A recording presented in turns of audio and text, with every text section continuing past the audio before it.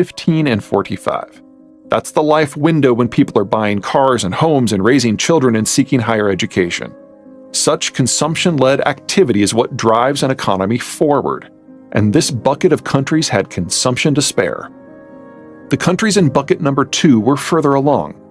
Mortality was still falling, and lifespans were still expanding, but the pace had slowed. After all, these countries had generally begun their industrialization a few decades earlier. But the drops in their birth rates had also begun earlier, and the dearth of children in their demographic profiles was becoming obvious. Priorities changed. Fewer children meant fewer resources needed to be expended upon child rearing and education, while more could be splashed out on cars and condos. Older populations had accrued more capital, enabling more money to be saved and invested. These aging societies did not become less dynamic, but instead more so, because they were able to develop and implement technologies at a more rapid pace. Productivity surged, while the products produced became more sophisticated. What these countries lacked was enough young people to consume what they produced. In this, the Americans accidentally provided the solution. Not only was a central tenet of the order that the American market would be open to all, but also the Americans' security commitment to holding up the world's collective civilizational ceiling meant that these older demographics, these export-led economies, could access consumer markets the world over. Consumption-led and export-led systems were not simply in approximate balance. The Americans seeing to the world's security concerns enabled a truly globalized world to not only emerge, but thrive. But there is nothing about it that was normal. Globalization was always dependent upon the Americans' commitment to the global order, and that order hasn't served Americans' strategic interests since the Berlin Wall fell in 1989. Without the Americans riding herd on everyone, it is only a matter of time before something in East Asia or the Middle East or the Russian periphery, like, I don't know, say a war, breaks the global system beyond repair, assuming that the Americans don't do it themselves.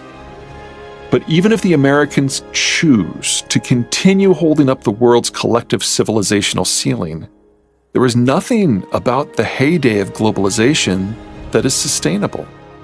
The halcyon days of 1980 to 2015 are over. The collapse in birth rates that began across the developed world in the 1960s and across the developing world in the 1990s now has decades of steam behind it. The pipe bomb in the ointment is that what proved true for accelerated industrialization proved equally true for accelerated demographics.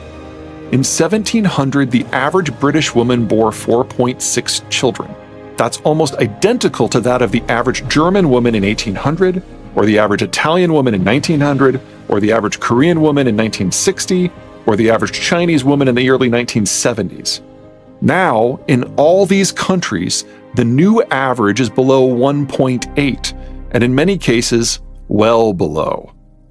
As of early 2022, the most recent data out of Korea and China indicate the new normal is 1.2. This is a position the average Bangladeshi woman will likely find herself in by 2030.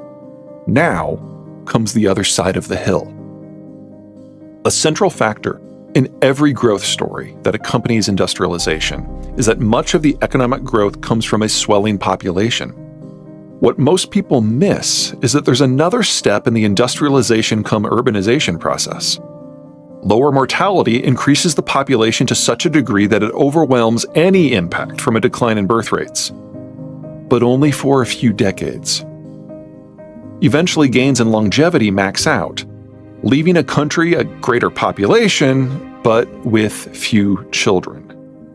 Yesterday's few children leads to today's few young workers, leads to tomorrow's few mature workers.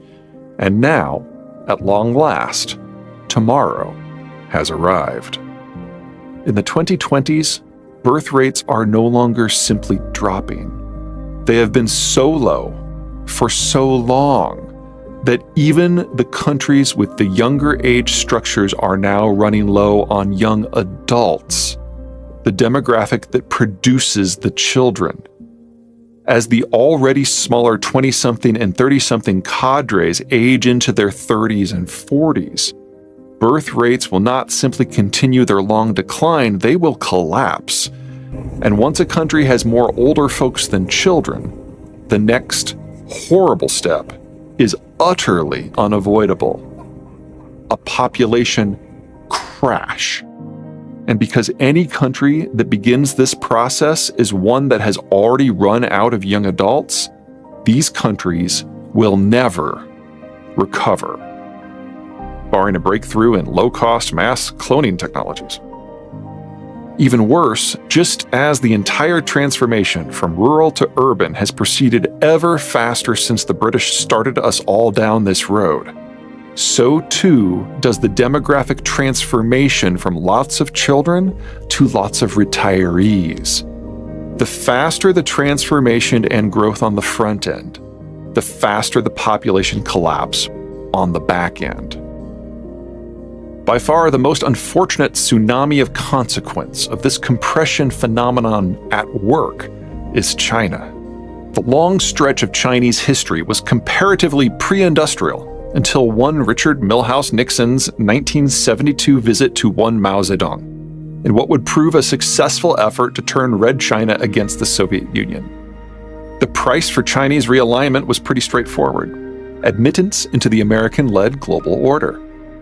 Some 800 million Chinese started down the route to industrialization, a route that was now less a newly blazed path and more a 14-lane superhighway with double HOV lanes.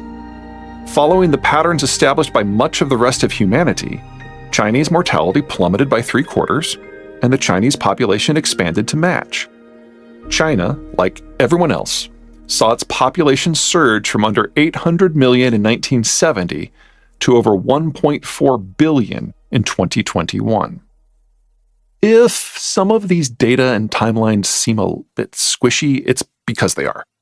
Geographically, China is remarkably complex, generating a similarly complex and disunited political history. Between geographic variety and political scramble, there is no singular Chinese development path. Places like Shanghai had started industrializing uneven.